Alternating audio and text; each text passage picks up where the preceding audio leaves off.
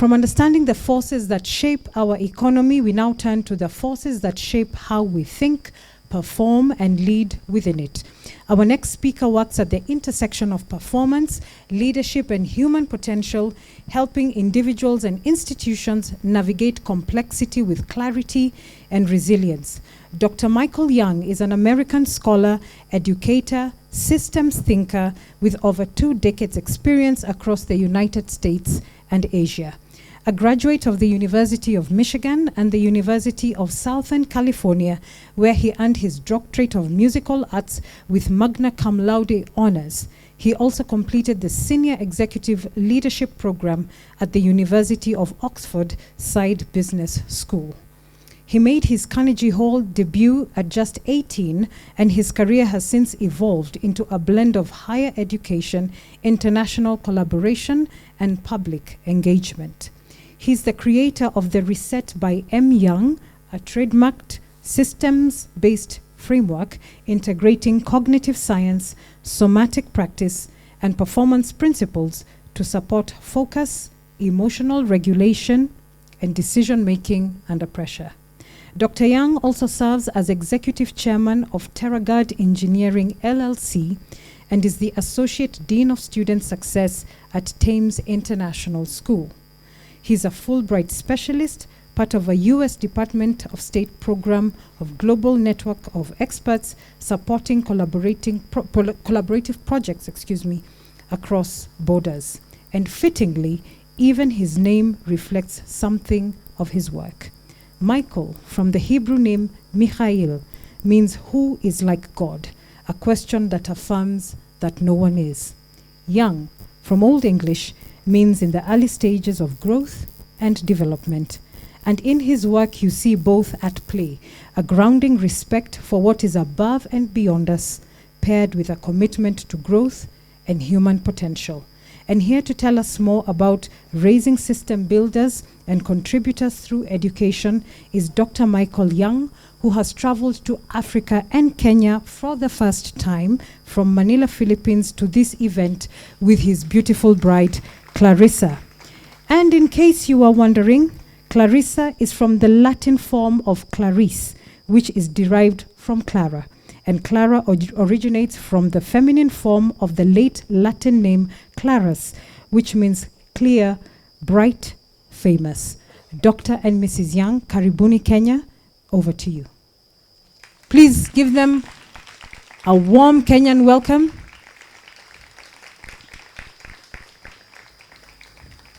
And maybe I will also invite Dr. Young, I would invite Clarissa to say hi. Clarissa, please join us. Joy, you can take the camera for Mrs. Young. Thank you. Thank you so much. Asante. Asante, thank you. Thank you very much again for the very lovely introduction and the very warm embrace of the Kenyan people. Since my wife and I arrived 2 days ago, we've been spellbound by the beauty of Kenya. From the magical, colorful buses to really interacting with the mammal habitat in their natural habitat. And it's been spellbinding for us, right, babe? Please say hi. I did not prepare a speech. I did not expect to be here today. I mean, on stage, but I'm very grateful for this opportunity that has been given to my husband and myself. We're very honored to be here. I wrote something on my social media, and I hang on one second.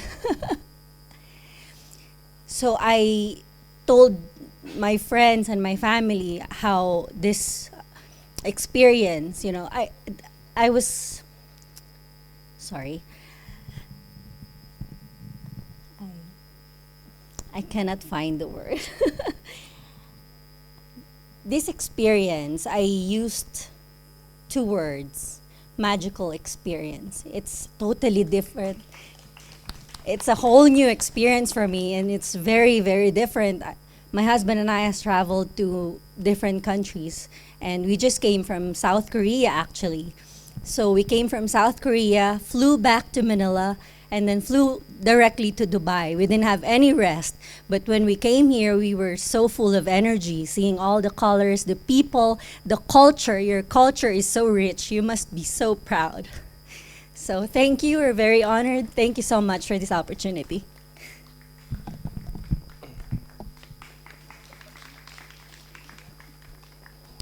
Thank you so much, Mrs. Young. That was a surprise to have her come up here. Thank you for letting her have the floor and express her sentiments. I wanted to say happy graduation to all the graduates. Please put your hands together for the graduates of PDI. And again, congratulations on the 16th anniversary of the Personal Development Institute. You must be very proud. This incredible team that Sister Irene has put together throughout the years to build this incredible ecosystem. I give my highest kudos and accolades to Sister Irene and the team. Congratulations. We can go ahead and put the first frame up.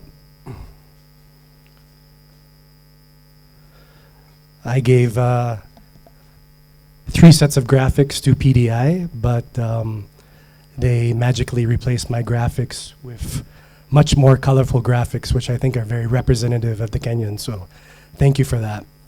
Thank you for these origami birds in my background. So today is a very special day for the graduates of PDI. And I think back to my graduations when I was getting my bachelor's degree and my various graduate degrees. And then just as of lately at the University of Oxford with Sister Irene. I was at very different points in my life in terms of personal endeavors and private endeavors. And throughout those different stages, I was very much a different man. When I was doing my undergrad, I was very wet behind the ears. And the system at University of Michigan was not an easy one. But I made it through, I squeaked through, and then I spent 4.5 years in graduate school in California. PDI is a very special place, and you are all very special people. You are not ordinary. I look at you as outliers, unique, special, and you're very keen on looking for ways to develop yourself. How can I be a better person? How can I care more? How can I learn about this great world around us? What can I create that will help my fellow mankind? Right? You were looking beyond the degree that you had. You were looking beyond the master's degree that you might have gotten before you went to PDI. You were looking for something more. And like this incredible first speaker that we had, Sister Irene and her team have created this ecosystem which is full of speakers from eclectic backgrounds, from amazing institutions and brands and companies. We have mothers, we have fathers, we have husbands, we have wives, we have aunts and uncles, grandmas and grandpas, businessmen, businesswomen, entrepreneurs, scientists, writers, authors, mathematicians. This is really an incredible, unique environment that you have just graduated from on this very special day with this perfect weather in Nairobi. I have to take a minute, and I think my wife Clarissa had to take a minute to hold back the tears because I'm looking out right now.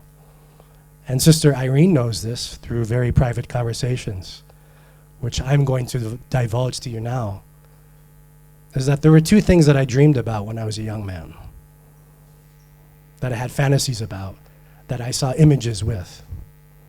One of them was Saudi Arabia, and the other one was Africa. Growing up in the States, being educated in the States, matriculating through the States, I grew up to an interracial couple.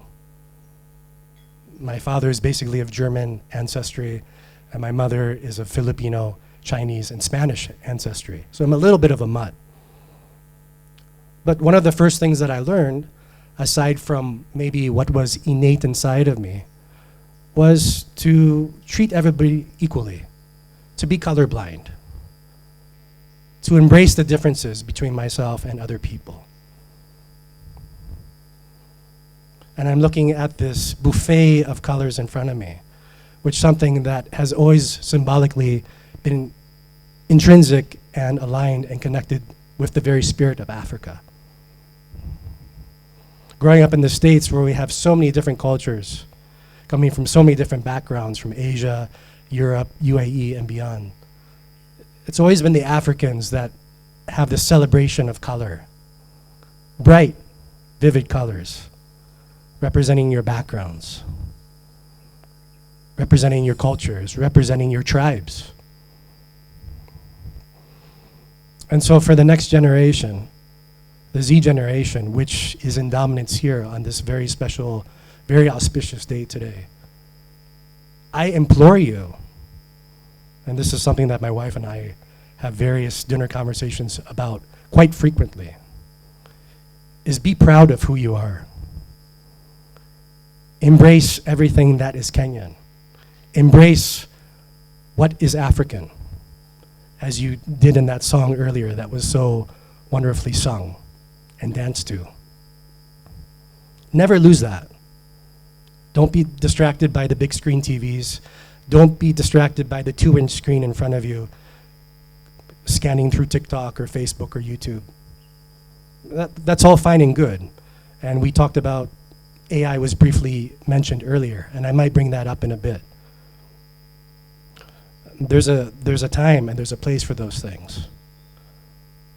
But whether you stay here, or whether you migrate, and you come back with all the experiences that you have in those other corners of the world, you're Kenyan. Never lose that.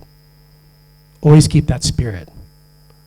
Always be happy and be proud of that ethos that you have. So, shifts in thinking.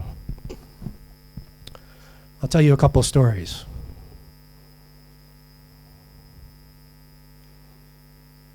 One of the first conversations that I had with Sister Irene, and some of you might know this story, so forgive me if this is redundant to you, but I believe that a lot of you don't know this story.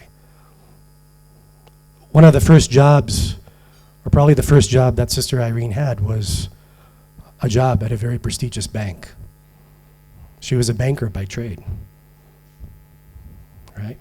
And she didn't have all the wonderful curriculum vitae and resume and bells and whistles that many of you might have as of today. All she brought with her was the emotion on her sleeve. All she brought with her was this open nature to learn. All she brought with her was her experiences and everything that was encapsulated with that. And said, I'm here. I would love to partake in this. I would like to be considered. And the person at the other end of the table said, okay, I'm going to give you a shot. So throughout many years, Sister Irene developed and learned the ecosystem that happens within the banking system. And there are many transactions and there are many remittances where on a daily basis, other than shillings, the US dollars, the euros, the Swiss francs would come through her hands. And she would see this paper coming from different countries and say, wow, this is amazing. This is worth something. This is different. How can I be a part of that one day where I can make US dollars, where I can do a transaction where there's Swiss francs involved? Or I can be an intermediary or a principal so that I have some of those euros in my bank account as well. So she dreamt, and she learned, and she experienced, and she saw firsthand these other currencies coming from all the corners of the world. And then one day, there was something that came from her gut, there was a eureka moment. I love my job, and I'm very fortunate for this experience that I had in the bank. But you know what? God has another purpose for me. God put me on this planet for another reason. And I have to go there. I have to go out. I have to stop this job. And I need to follow my heart and my gut and my spirit and my mind. And for all of you, when you make a decision, it should never be an emotional decision. It should be a triangulation of all those things. Listening to your gut, listening to your mind, feeling of your heart. And if all those things are aligned, if all those things are synchronized and they say yes, and they give you a green light, you go for it. And that's what Sister Irene did. Do you think that's easy, what she did? To go from a very comfortable, cushy job, which anybody here would give their life for. There's people that have master's degree and doctorate degrees from the finest universities in the world that might not be able to have had the shot that she had. But she had to really look deep inside of herself and get really honest with herself and say, there's something else for me. I have to do this. No matter how scary it is, no matter how much trepidation there is, no matter how much fear, or if I fail, and I can't put food on the table, and I can't keep the lights on in my house, and I can't keep the ceiling over my head. And a lot of you will face that. Your life might have begun after your undergrad. Your life might begin today. Because school is a wonderful thing, and education is a wonderful thing. But you're no longer protected by this ecosystem. Life is not invariable. It changes. It surprises you. It shocks you. It can be scary. So just like I was wet behind the ears when I was doing my undergrad, it might be the same for you. Or you might be a different person on this day. But I never want you to stop learning. I always want you to find ways to learn. The days that my parents grew up, my parents are baby boomers, the recipe for success was usually very trite and cliche. Of course, there were entrepreneurs that are baby boomers, right? But usually the formula was graduate from high school, get a bachelor's degree, find a job. And in the 60s and 70s and 80s, at least in the US, for the most part, no matter whether you were a biochemist, or perhaps you were interested in teaching in a university, or you wanted to be a garbage man, or you wanted to manage a Target store, jobs were aplenty. Would you get your first job on the first interview? Maybe not. But after 5 interviews, maybe after 10 interviews, yeah. And everything was very transparent, corporate ladder. You could work your way up. You could work your way up year after year, the rungs of the ladder. And a lot of Americans embraced this. Some of them, they didn't know anything else, right? So they followed the windsock. Windsock meaning blowing with the prevailing breeze. But these days, I'm very sorry to say, are gone. And our very fine first speaker gave us the quantitative data of really what's going on in the world right now. But things really started changing, especially in education, in 2010. Where the Elon Musks and the Mark Zuckerbergs of the world, the school dropouts, it's hip, it's awesome to drop out and be one of the biggest companies in the world. This is what became in vogue. I don't care how many degrees you have. I don't care what school you went to. I want to see what you know. Show me what you know.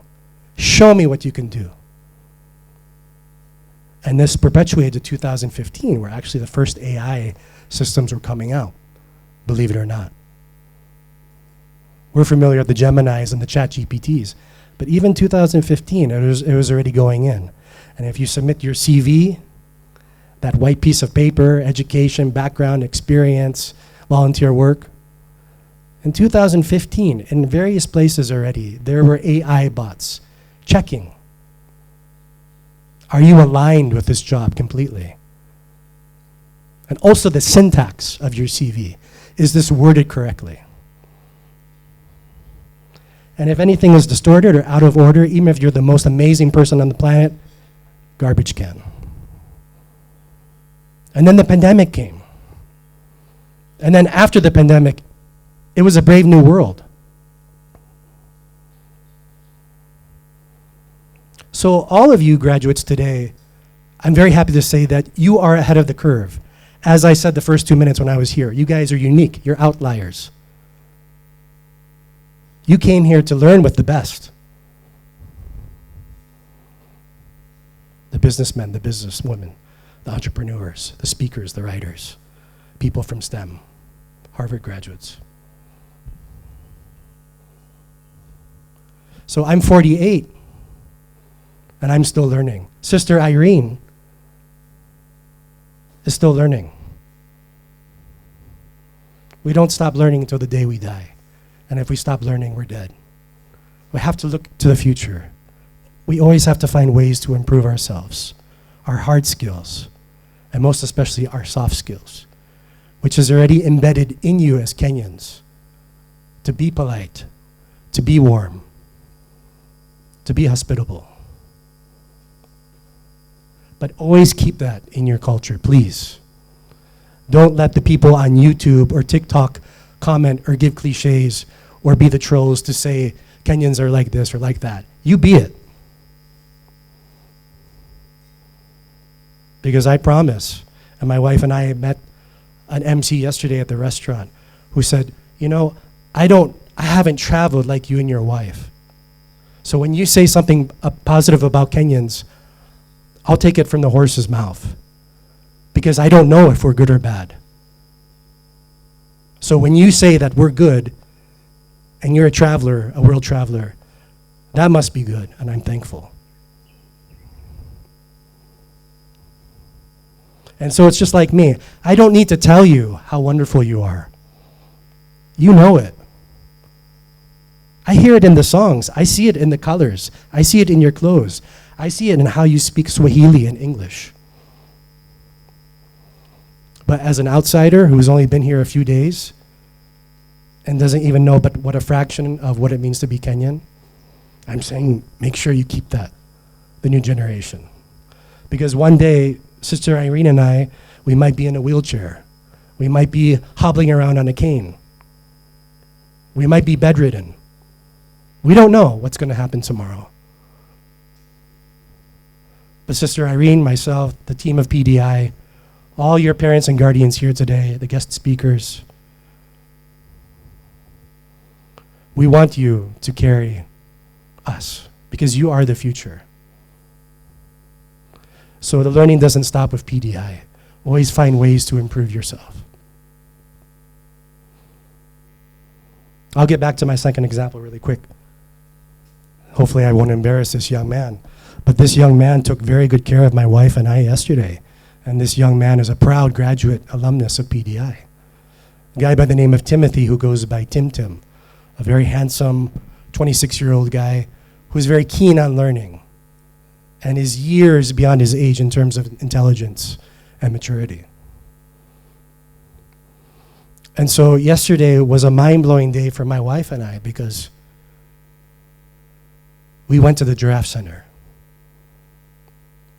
We went to Nairobi National Park. We got stuck during rush hour in Nairobi traffic, seeing all the people walking, seeing the cars bumper to bumper, seeing these beautiful, fantastic, eclectic, bright colored buses going by, celebrating the Kenyan culture and the electricity.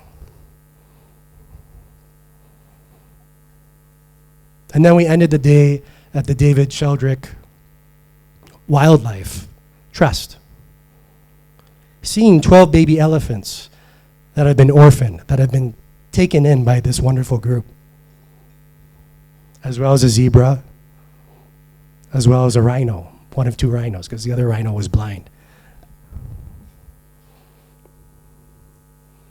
So you all might take this for granted, because so much of the history started here, and the animals were here first. And Kenyans are in harmony with the animal kingdom. But my wife and I were beside ourselves yesterday. My wife almost wanted to cry.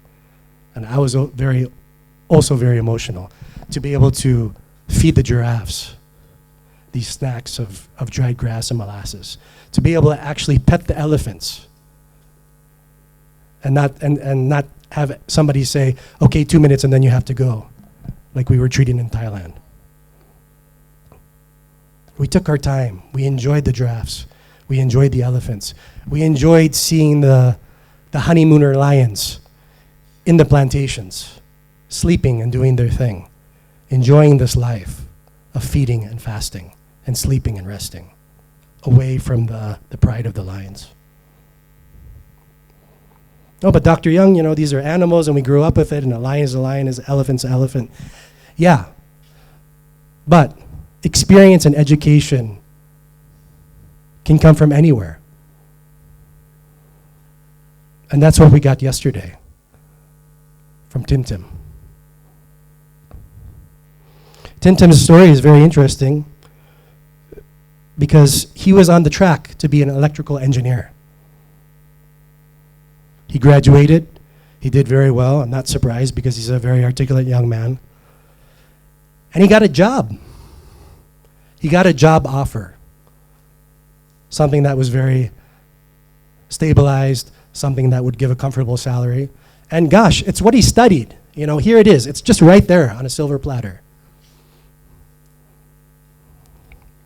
But he stepped back, and he had that moment like Sister Irene. Something's not right. Is this my purpose? If I do this job, which is considered a good job, and I was prepped as a young man to do this job because the government, the Kenyan government, encourages it, is this something that I want to do the rest of my life? Is this something that will make the most of the gifts that God gave me? The skills, the heart, the emotion that I have as a young man. Again, is this my purpose?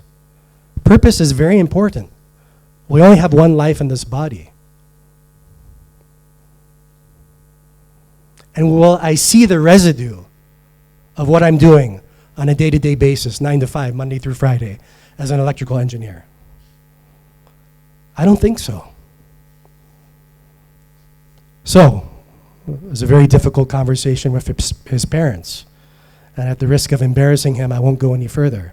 But he took a leap.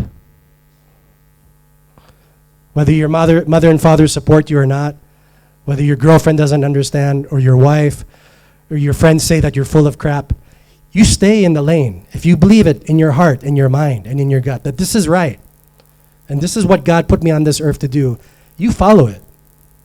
You do it. Because I don't want any of you looking back when you're 75 or 80 years old and say, you know what, I should have tried that. So what I'm saying now is do it. Just like the Nike slogan. Will you succeed? I cannot promise that. That would be stupid of me to promise that. But I want you to try. Just like you did when you went to PDI. You tried these different things. You did these different courses. You listened to different speakers. Next slide, please.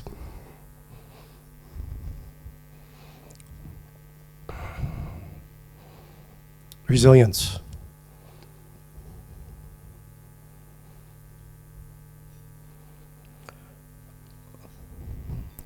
The world now needs leaders.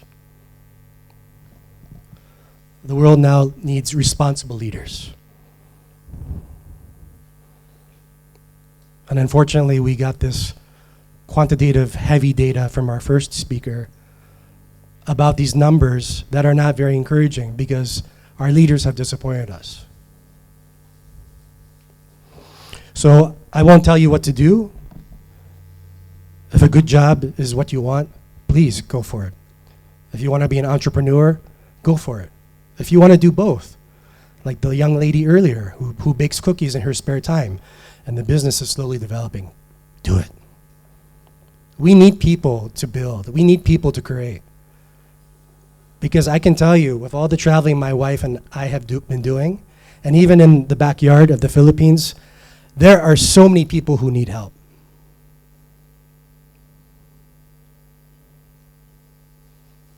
And it's not about building the next iPhone. It's not about building the next Facebook. It's not about creating an app. You don't have to do something big. You can do something small. A lot of people are happy just when somebody listens to them, when somebody gives them the time.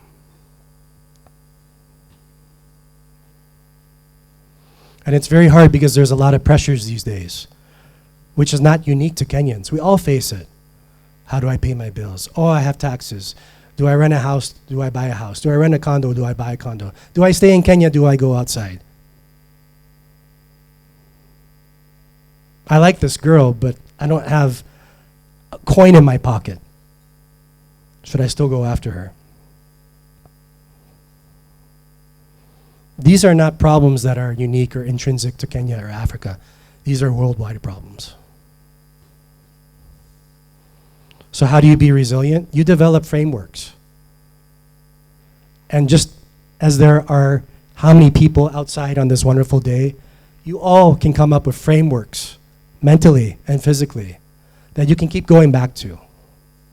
Because there's 3 things that you're going to deal with in your lives. Life is not always rainbows and unicorns. It's not always about the sunshine that's shining. You will have hard times. You will lose your parents. You will lose your family. You will develop sickness. Some of you might have lost a friend to suicide. What are you going to do when you don't have any money in your pocket? Dr. Young, I didn't make the football team. Dr. Young, that girl doesn't like me. Dr. Young, I studied for this test for 3 months and I got a D on it. This person doesn't like me. I didn't get the job. I was the most qualified. I didn't get it. This person got it. They're the son of the president.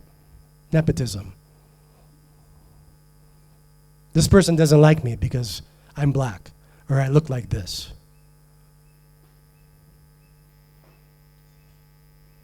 Ignore it. Ignore the naysayers. Be who you are. Create the lane that you want to be in and you drive in the center of that lane. So there's 3 things: standards and expectations. Can you be resilient when you're in a job and you need to reach the expectations? If you're in a job, hey, how can I make this better? Hey, can I contribute? Hey, can I help this team member look better? Can I find ways to improve so that I'm not limited to my job title? Right? Can I show somebody that I'm really doing good work? The second thing is uncertainty. We don't know what's going to happen tomorrow. We didn't know that this was going to happen with Iran and Iraq and the US and the horrible attacks on UAE. We didn't know what was going to happen last year, as our speaker told you earlier. We don't know where we're going to be 2 months from now. So please find it in yourself to develop these frameworks, these systems, a routine, yoga, a passage in the Bible that you can read every day, or a good friend that you can have coffee with, or getting together with your mother and father and saying, you know what, Mom, I've been busy my whole life. I'd really like to take you out to coffee. Tell me about things when you were a little girl. Tell me how you met Dad. These little things are very important. And sometimes we get carried away with our own lives. It's a dog-eat-dog world, right? And we're always fending for ourselves to make our claim on society. But reach out to people, because you never know what's going to happen tomorrow. And the third and final thing with this is making emotional decisions. Don't do that. I said earlier, when you make a decision, it's a triangulation of the liver, the gut, the heart, and the mind. Leadership is how you are, not when things are stable, not on beautiful days like today, where everybody is looking like $1 billion and being happy for the graduates, the sons and daughters on this day today, and listening to these wonderful speakers. Leadership is when you're going through the mud and life is not good. I lost my house. My mom died. My dad has cancer. My wife split with me. My best friend committed suicide. How are you going to be? You're going to go in the corner. Why me? Why me? Or are you going to get up, dust yourself up, and stand up? All these success stories that a lot of you see on YouTube and TikTok, you don't know what happened in the background. You see the success story. You see the house in Malibu. You see the Lamborghinis and the beautiful girls. And you know, so-and-so is worth $5 billion. But you don't know what they did to get there. You don't know how much they suffered. And a lot of them, their own parents turned their backs on them. Why is my son doing this? Why can't he go through the easy route? Why does he need to do this? I don't understand how it works.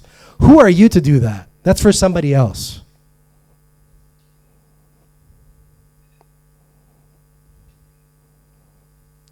Life is not easy. It's not perfect. You will experience adversary, and it's not fun. But just always go back here and go back to your routines, the routines that help you in the sound, in the mind, in the body, so that you can pick yourself up. Because resilience isn't about the best and the brightest. I know a lot of smart people and a lot of brilliant people, but they don't have the patience. They don't have the tenacity. They cry mommy every time life doesn't go their way. You are not like that. Leadership is about picking yourself up over and over and over and over and over and over and over and over and over and over and over again. Can you do it? I'm asking you, can you do it? Can you pick yourself up when the going gets tough? Can you move beyond that? That's what leadership is, about picking yourself up and going on with calm and clarity. There's a lot of pressures out there. Some of them you can avoid, and some of you can't. And some of them you can't even predict. It hits you like a train. But you keep going, and pressure, as they say, makes diamonds. Pressure makes diamonds. And if you're not diamonds right now, you're diamonds in the making. Diamonds are special, they're rare, they're expensive. They're not easy to get in your hands. Maybe the lab-grown diamonds are, right? But not the real diamonds. And when you go through that adversary and you pick yourself up, and when you go through those times when you lose your friend, or you don't get the girl, or you didn't get on the football team, or you didn't get that job, it's okay. I'll just go on. Tomorrow's another day to get it right. Tomorrow I have another chance to start over and get it right again. Okay, let's do the third and final frame.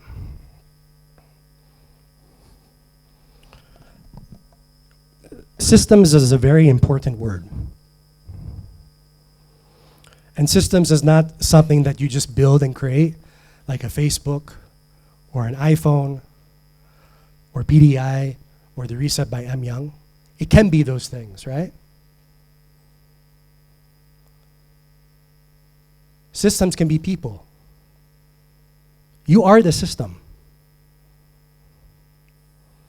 And I have to say, I'm very, very, very, very angry, and I'm very vexed that the leaders today have very poor systems. They're not robust. They're not resilient. They're not malleable. They're not flexible. They're not caring. I'm really not happy with people getting killed in the UAE, whether Dubai or Qatar or Oman. I'm really not happy about the hatred between Iran and Israel and the attitude towards the US and vice versa.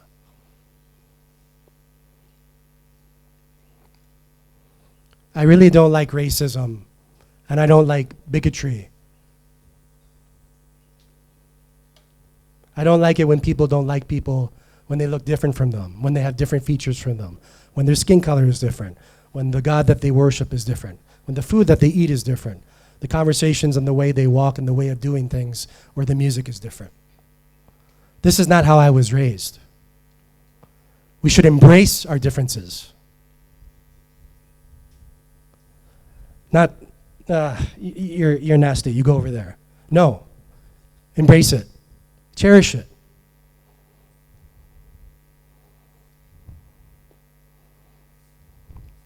You're all good people, otherwise you wouldn't be here. Please work on your inner systems. Please do not be like the leaders of today with the nonsense that's going on at the Strait of Hormuz, or the nonsense that's going on between Iran and Iraq, and whatever you might think or not think about the US. Whether you like Donald Trump, whether you hate Donald Trump, whether you're on the fence with Donald Trump, whether there's some stuff you like or there's some stuff you don't like, even though he represents America, I'm one piece of America. But more specifically than being American, I'm me. I am not what I do. I do what I am. And that's what you all are. You're all systems. So there's three things that I want to talk about to work on yourself as being a system. One is the physical. And this is tied in with the second frame with resilience. Can you be strong to deal with life? Can you wake up every day and deal with the headaches and deal with the fatigue and deal with the rejection, but have the strength to get up every day from your bed and say, I'm going to give it a try? Do you have the physical strength to be able to carry the baby that you might have already or that you might have in the future? Do you have the strength to take care of your wife when she's in pain or she's in labor? Do you have the strength, the physical strength, to take care of your parents when they have Alzheimer's or when they're dying of cancer or where they can barely lift a finger? Do you have the strength to be able to help your lady to take that trunk out of the car, to be a gentleman and to pull out the chair at the table? Do you have the strength to carry your baby when they can't walk anymore on a vacation? So whether you need to lift that big weight in the gym, or you want to do yoga, or you want to walk 40 minutes a day, find that way that works for you to have the physical strength, to not just make it through the day, but to persevere. Because, like I said, you're all leaders, and we need you to do your thing, whatever you have within you as a system. We need that. That's why Sister Irene connected PDI. We want you to be the very best of what you can be. But being the best to your potential is not enough. You're only as good as the very foundation of your system. If you have no system, you have no foundation. And you have no foundation, you're wobbly. You can't do anything. You can't think. You can't speak. You can't do. You can't take care of your family. You can't take care of your kids. So find that strength, wherever it might be, to have that physicality, to do what you need to do, to be able to get through life. The number two thing is the mind, to be able to come up with frameworks so that your mind can work the way that it does, so that you can be calm and collective when making decisions, even if you just lost a parent, even if you're sick and you have a sore throat.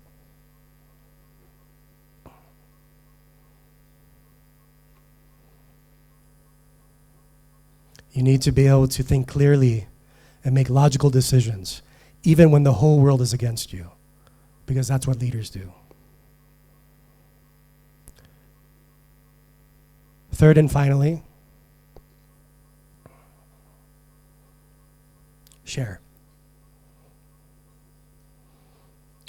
Where I grew up in the West, even though it was a melting pot of cultures, I had African American friends, I had Asian friends, I had Caucasian friends, I had a few Eurasian friends like myself. There's a lot of arrogance in the West. I heard earlier that the grass is greener on the other side, and we lose a lot of Kenyans because they're going for those jobs where they might be more respected, or they're certainly getting paid more, or their currency is worth more than the shilling. Right?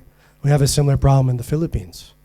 But there's a lot of money sent back to the Philippines through that ecosystem that's created. The cruise ship workers, the housemaids, the nurses, the engineers in Qatar, sending money back home to their wives, to their families, to their nephews, to their cousins. And it gets recycled into the system. It's a ₱1 trillion industry that's going back and forth. But I think we don't want to lose Kenyans. We want the jobs to be here. We want you to get paid well for what you do. Right? But yeah, the grass is greener on the other side. I want that grass. I want that greener grass. This is the attitude in the States. Their house is bigger than ours. Their daddy makes more than my daddy. Oh, my mom has a higher position at the pharmaceutical company than yours. Oh, we live in this side of town. Oh, we drive a Lamborghini. What do you drive? So this constant comparing and feeling oneself, and ego and hubris. I'm telling you, there should be none of that in the new world now. No more, I did that. Look at me, I made that. That's mine. I created that. I get the glory, not the guy, not God. I did that. No. Everything is through God, and we're a conduit. So I implore for you, share. Share what you have. Me being here today with my wife, Mrs. Young, this is because of Sister Irene and the team at PDI. Sharing. Through conversation, through trust. This is a wonderful ecosystem. But Sister Irene is sharing 16 years of this baby that she created. And all of you are her babies. And then me in response, I'm sharing whatever I have. So when you hear PDI 2.0 and beyond, Africa and beyond, this isn't just pop and circumstance. This isn't just slick advertising. This isn't just lip service. No, this is the real thing. I want to help grow this ecosystem so that we make more of you. Because again, we need more leaders in the world.